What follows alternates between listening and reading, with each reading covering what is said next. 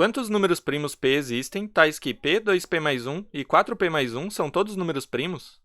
Então, nessa questão, a gente vai querer analisar a tripla de números, que é formada pelo número primo p, pelo 2p mais 1 e pelo 4p mais 1. Então, vamos fazer aqui alguns exemplos. Vamos começar do primeiro número primo, que é o 2.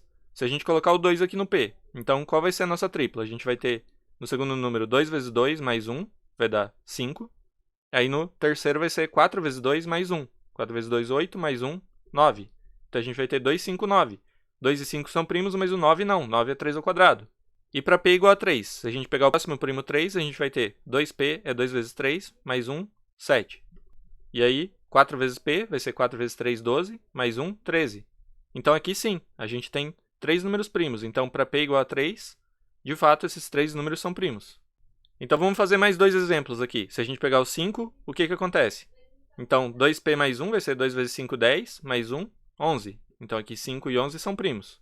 E o próximo é 4p, p igual a 5. Então, 4p é 20, e mais 1 dá 21. Então, a gente vai ter 5, 11, 21. 21 é múltiplo de 3. Então, essa tripla não são todos primos. E só mais um exemplo agora, o 7. Então, se for p igual a 7, 2p mais 1 é 2 vezes 7, 14, mais 1, 15. Então, aqui já apareceu um número que é múltiplo de 3, o 15. Então, não vai ser todos primos. E o próximo vai ser 4 vezes p, dá 28, mais 1, 29. Então, o 7 e o 29 são primos, mas o 15 não. Então, essa tripla também não é toda prima. Então, o que a gente consegue perceber daqui, desses poucos exemplos, é que sempre está aparecendo, exceto por causa do 3, que funcionou, a gente encontrou uma tripla, sempre está aparecendo um número que é múltiplo de 3. Na primeira aqui, apareceu 9. Quando p igual a 5, a gente encontrou aqui o 21 entre eles. E quando p igual a 7, a gente encontrou o 15. Todos eles múltiplos de 3. Então, será que agora a gente consegue mostrar que para todo primo p maior do que 3, sempre vai aparecer um múltiplo de 3 aqui entre esses três números? Entre o p, 2p mais 1 e o 4p mais 1?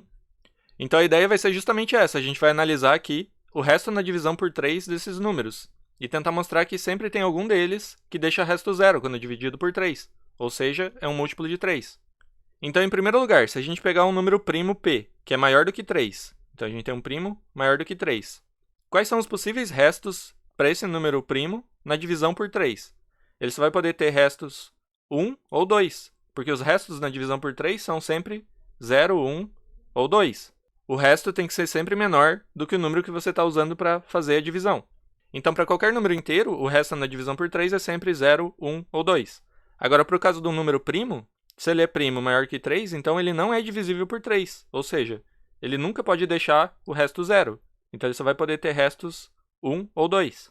Então, ter resto 1 ou 2 é o mesmo que dizer que o p, isso implica que o p tem que ser da forma 3k mais 1, ou p tem que ser da forma 3k mais 2. Ou seja, o p é um múltiplo de 3 mais 1, que daí nesse caso ele deixa resto 1 na divisão por 3. Ou o p é um múltiplo de 3 mais 2, e aí nesse caso ele deixa o resto 2 na divisão por 3.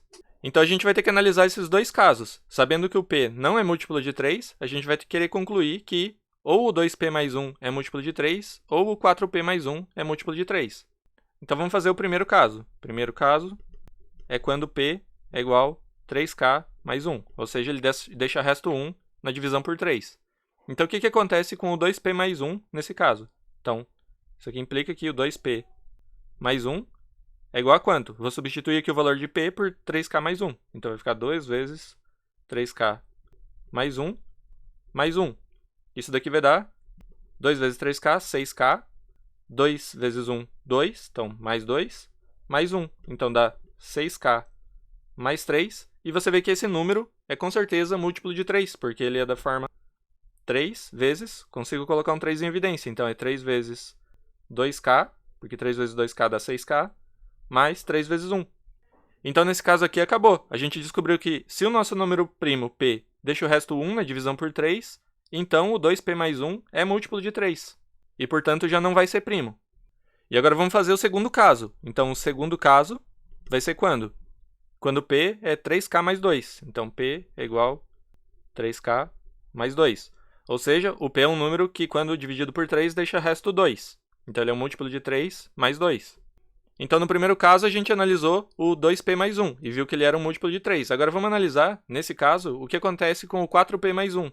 Então, se o p é da forma 3k mais 2, quanto vai valer 4p mais 1. Isso aqui vai ser igual a 4 vezes, substitui aqui o valor de p, que é 3k mais 2, mais 1, vai dar quanto? Vai dar 4 vezes 3, vai dar 12k, mais 4 vezes 2, que dá mais 8, mais 1, então isso aqui é 12k mais 9.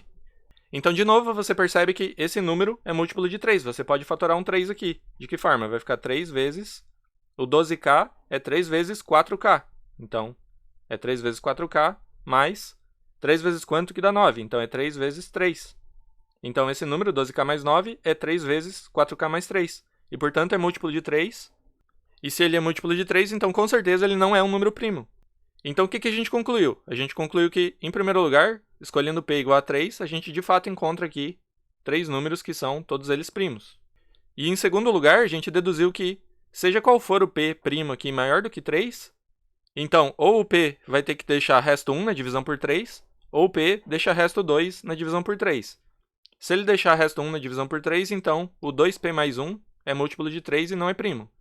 E se ele deixar resto 2 na divisão por 3, então o 4p mais 1 não é primo porque ele é múltiplo de 3.